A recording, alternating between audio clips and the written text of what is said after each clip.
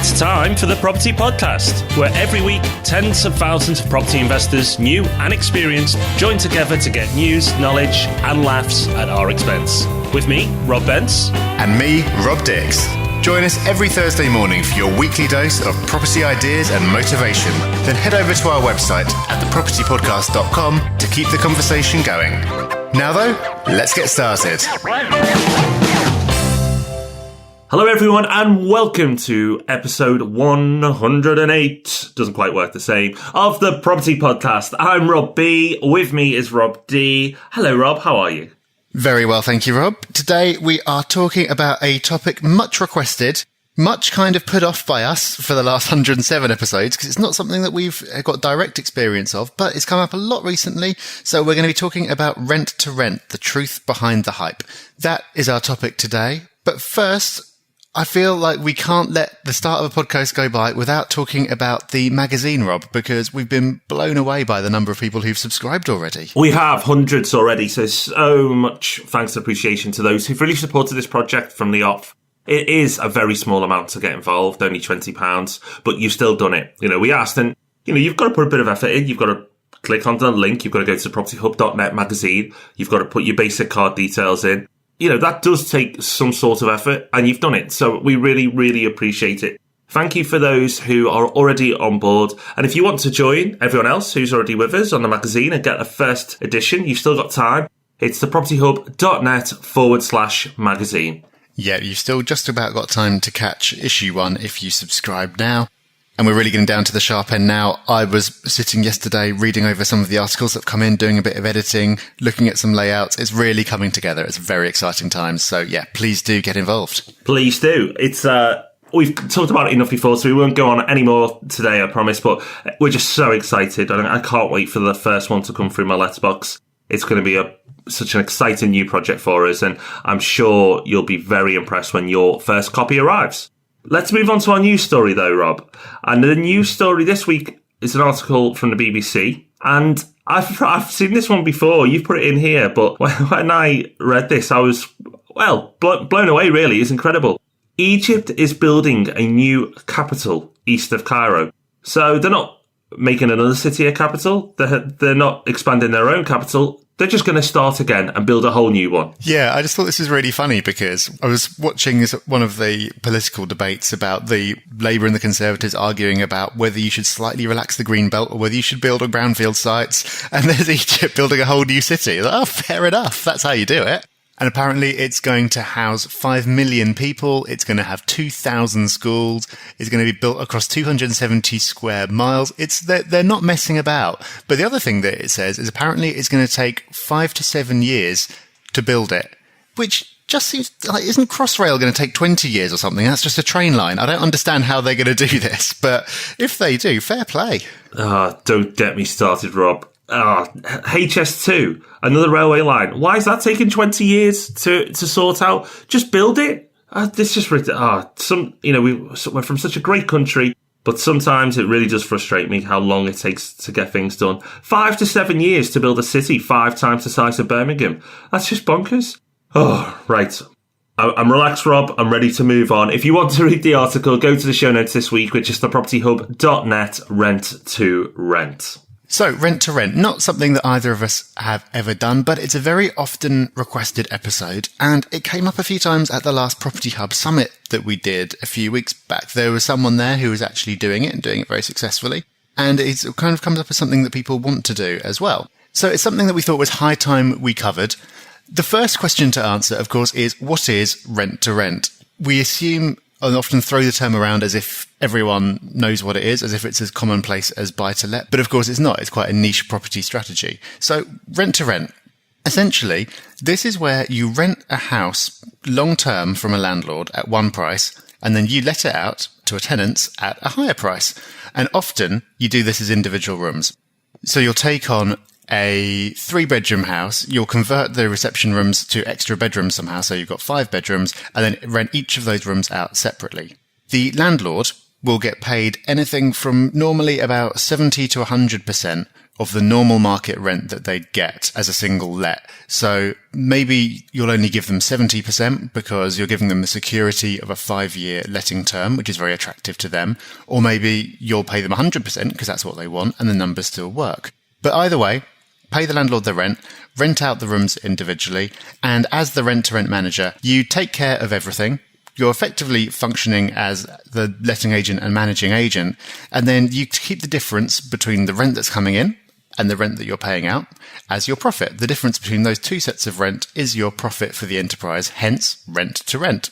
It's similar in a way to a guaranteed rent scheme, which is something that a few different people operate, where the landlord really just doesn't want to have anything to do with it anymore. They're happy to take a lower rent just to know that it's guaranteed for a long time and that they won't have to deal with any hassle along the way. They won't have to incur any costs.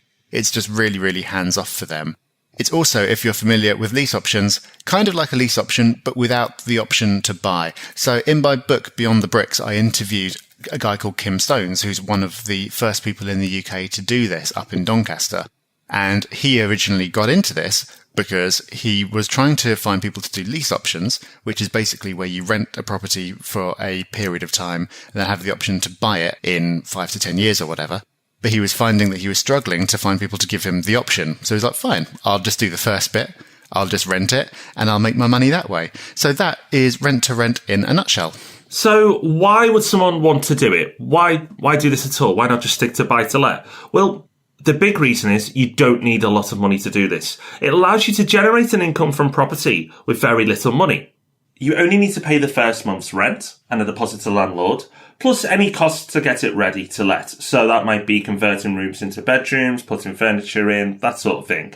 So the amount of money to get going is very small. Compared to a buy-to-let you need a big deposit often to get going. And then the profit can be saved up towards a deposit for that buy-to-let that you may want to get in the future. And, of course, you get an experience at the same time.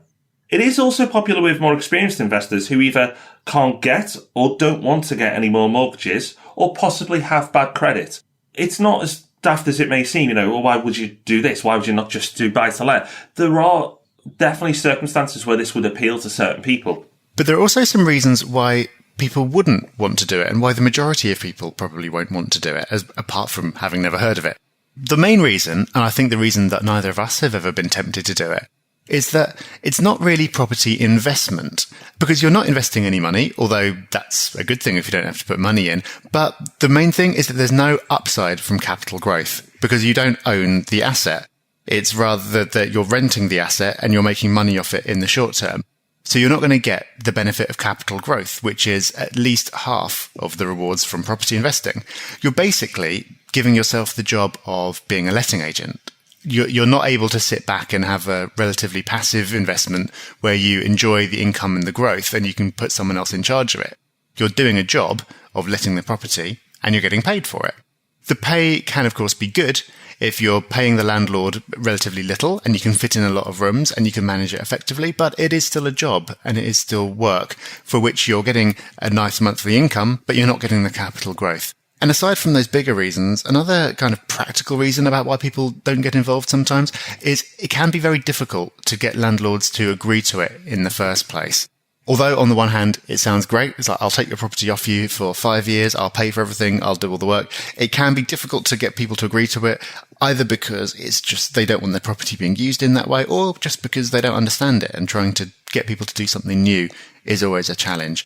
So there are good reasons why some people would really want to do it and it works really well for them. But there are also reasons why for probably the majority of people, it's not going to be the best thing to do.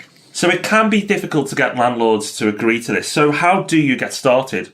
Well, first of all, you need to find those landlords who are happy for you to have the property used in that way, because they might just want a guaranteed income.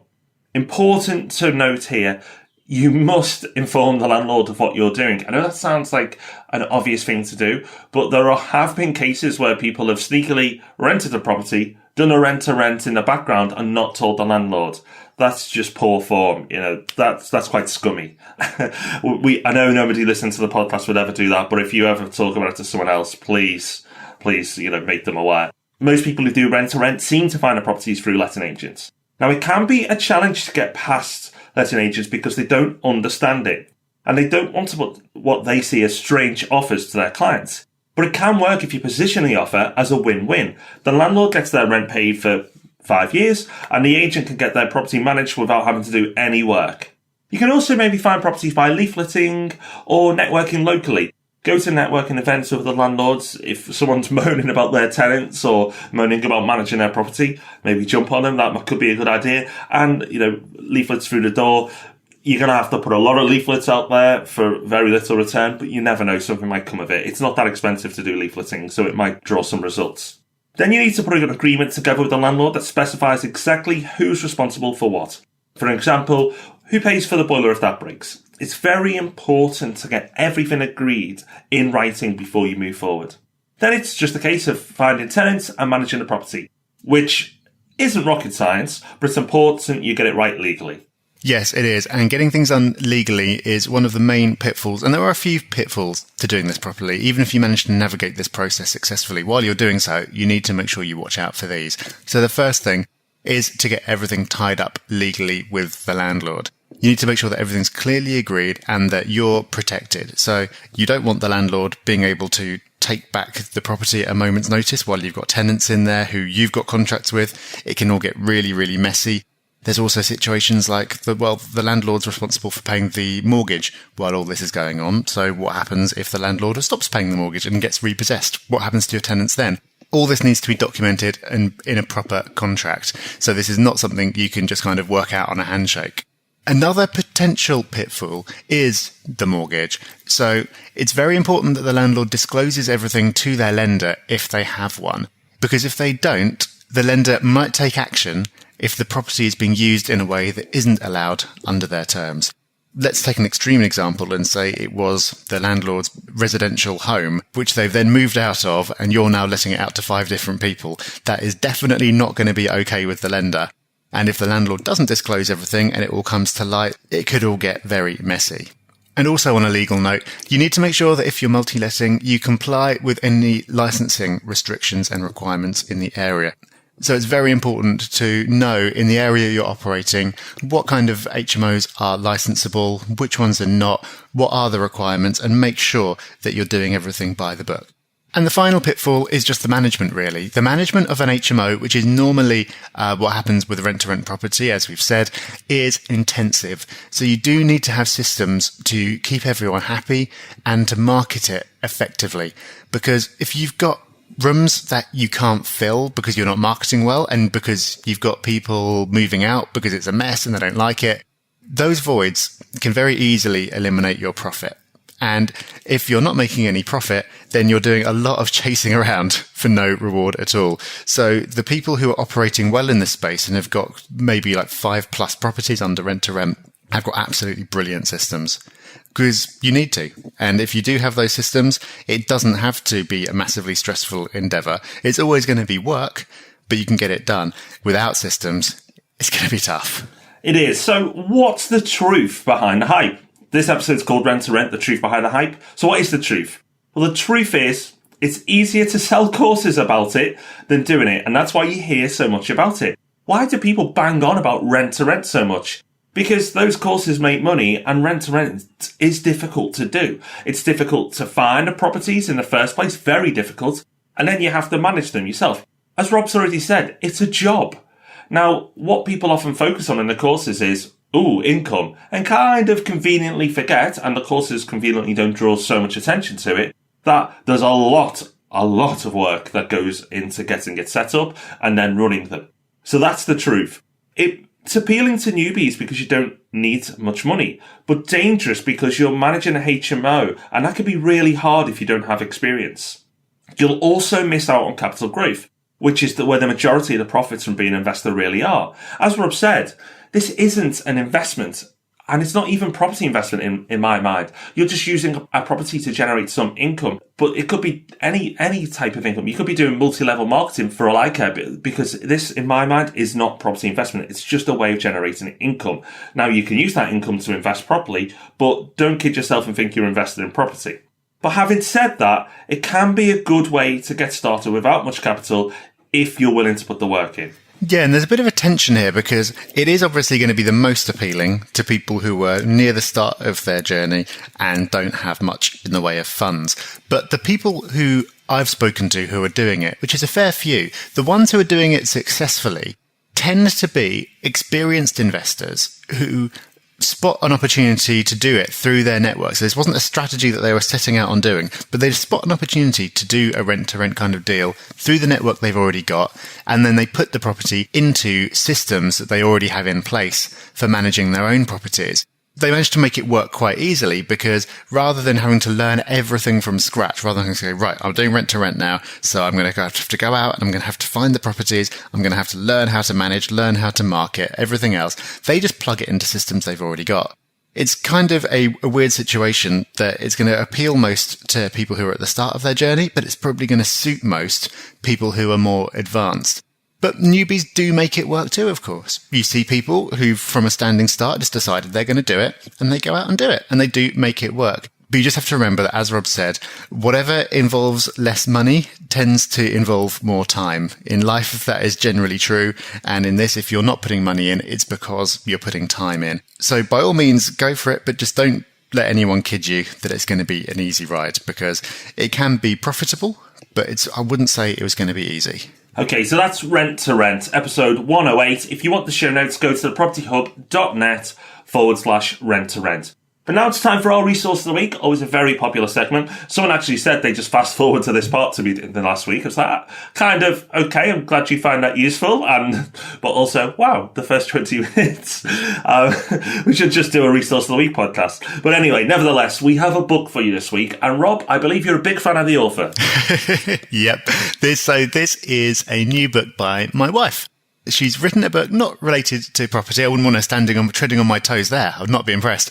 She's written a book about travel. It's called Travel Like a Pro. And as you may be aware of, if you're listening, and I'm always sort of saying where I am at the start of the episode, we do get about a bit. We do tend to travel quite a lot. And the reason that we make this work is because of my wife. I am useless. I tend to have to be sort of dragged away from Rightmove or something just as we have to leave for the airport, and magically she sorted everything out, packed everything, worked out where we're going, what we're doing, and it's all taken care of. I cannot claim any credit for it. Everything that she has learned, she's put into this book. So this book covers things like packing, how to book the best flights, how to find the best accommodation, how to deal with any insurance and visas that you need, and all that kind of thing. There's also all kinds of geekery in there. So if you like the resource of the week, there's probably about 100 resources of the week in here. There's all kinds of travel products and gadgets and websites where you can find the best flights and all that kind of thing. There's an absolute ton in there. I would say it's a great book, but I am biased. But it is available on Amazon. The link is going to be in the show notes if you do want to pick it up. If you just kind of do one trip a year, realistically, it's probably not going to change your life. But if you do multiple trips, or if you want to do more, but all the logistics of it are putting you off because it just all seems like too much of a pain, then I think it's probably worth picking up, because you'll find that there are actually easier ways of doing things that you're already doing that will allow you to get away more and find it less stressful when you're doing it.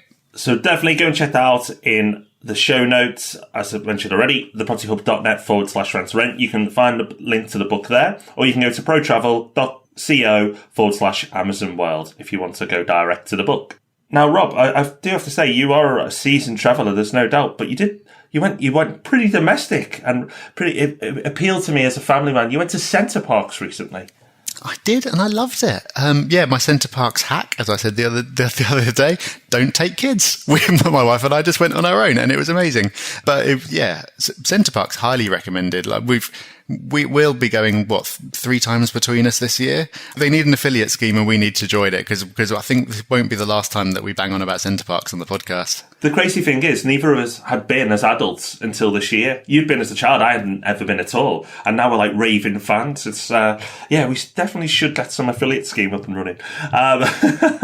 Right, let's move on to iTunes before we come up with a new business plan. And this week's review is from Paul David Thomas, and he says, "Thank you very much for your efforts in putting forward a valuable set of resources. They've opened my eyes up to various things that I've not really thought about, but also confirm some of the things I'm currently doing. Please keep up the good work. Regards, Paul." Well, thank you, Paul. We applaud you. Thank you for leaving a review. And thank you to everybody else who's left a review. It's like we're approaching 300 reviews now. It's bonkers. More than any other business podcast in the UK. That's only because you've taken the time to do it. We mentioned, it takes a bit of effort to sign up for a magazine. To leave a review on iTunes is a complete pain. That is effort, because iTunes as the interface isn't the best. So thank you to everyone who's taken that effort, all nearly 300 of you. We really do appreciate it. And our way of saying thank you is to put out a new episode every Thursday morning at 7 a.m. Next week is going to be no different. Episode 109 is going to be 10 things property investors should never be heard saying. So what are those 10 things? You'll have to listen next week to find out. And in the meantime, if you haven't done already, please do sign up for the magazine. thepropertyhub.net/magazine is the place to go if you'd like to do that. Fantastic. Okay, so this has been episode 108, Rent to Rent, the truth behind the hype. Hope you've enjoyed it. Thank you for joining us. We'll be back next week, as Rob said. But until then, have a lovely week, everyone, and bye-bye. Bye-bye. Thanks for listening to The Property Podcast. Make sure you join our mailing list at thepropertypodcast.com. And remember, we love 5-star reviews. Rob even loves them more than air miles.